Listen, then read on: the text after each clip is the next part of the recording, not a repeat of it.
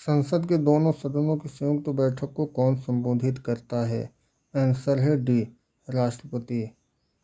संसद के संयुक्त अधिवेशन की अध्यक्षता कौन करता है? आंसर है डी, लोकसभा अध्यक्ष। अगर किसी सामान्य विधेयक पर राज्यसभा और लोकसभा के बीच मतभेद होता है तो उसका समाधान कौन करेगा? आंसर है सी, संसद का संयुक्त सत्र। भारत की संसद के बारे में निम्नलिखित में से कौन सा ऑप्शन सही नहीं है? आंसर है बी, लोकसभा में मनोनीत सदस्य नहीं होता। तो इसमें प्रश्न क्या है? भारत की संसद के बारे में निम्नलिखित में से कौन सा ऑप्शन सही नहीं है? तो उसमें ध्यान ये देना है कि लोकसभा में मनोनीत सदस्य नहीं होता, ये वाला ऑप्शन सही नहीं है।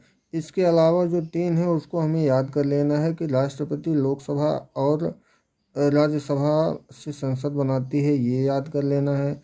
राज्यसभा को भंग नहीं किया जा सकता है, ये याद कर लेना है, ये सही बात है। ऑप्शन में जो है तो यही है कि लोकसभा में मनोनीत सदस्य नहीं होता, क्योंकि प्रश्न इस तरह का है कि भारत के संसद के बारे में निम्नलिखित में से कौन सा ऑप्शन सही नहीं है। तो लिखना तो ये है, लेकिन ये भी हमें याद कर लेना है कि ये जो है राज्यसभा के कुछ सदस्य राष्ट्रपति द्वारा नाम निर्देशित होते हैं। ये सब याद करने वाली बातें हैं।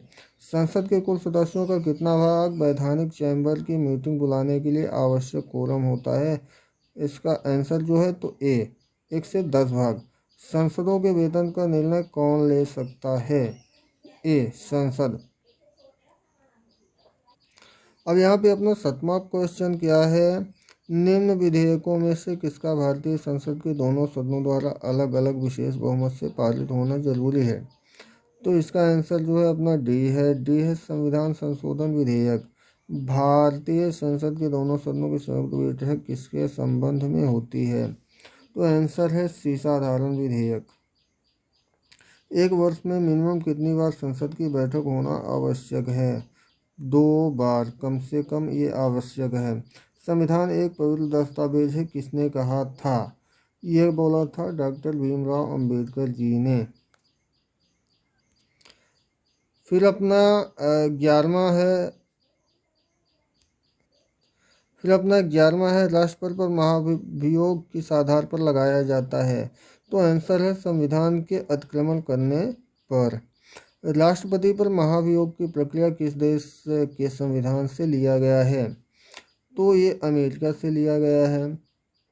अपना 13वां है क्वेश्चन, भारत के राष्ट्रपति को किस परिस्थिति में अपने पद से त्यागपत्र देना होता है? तो इसका आंसर जो है महाभियोग लगने पर। और अपना 14वां जो क्वेश्चन है, कार्यकाल पूर्ण होने से पहले भारत के राष्ट्रपति को उनके पद से कैसे हटाया जा सकता है? इसका जो आंसर है अपना डी है, संसद द्वारा महाभियोग लगाकर। आपका ये 15 नंबर का प्रश्न है, राष्ट्रपति पर महाभियोग का आरोप एक संकल्प के रूप में संसद के किसी भी सदन में लाया जा सकता है।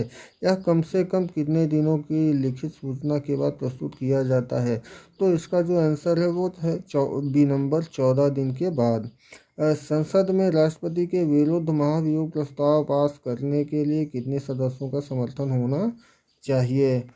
तो इसका जो अपना आंसर है वो बी है, सदन के टोटल सदस्यों में से कम 2 से 3 सदस्य होने चाहिए। अपना 17वां क्वेश्चन है, भारत के राष्ट्रपति को कार्य अवधि की समाप्ति के पूर्व पद से कैसे हटाया जा सकता है? इसका आंसर है सी, महाभियोग द्वारा। आपका 18 नंबर का क्वेश्चन है, किसी व्यक्ति के राष्ट्रपति के रूप में चुनाव को अवैध घोषित किए जाने की स्थिति में उसके द्वारा अपना चुनाव अवैध घोषित किए जाने के पूर्व कृत्यों की संवैधानिकता क्या होंगे? इसका जो आंसर है वो आंसर नंबर बी है, यह कृत्य विधिमान्य होंगे।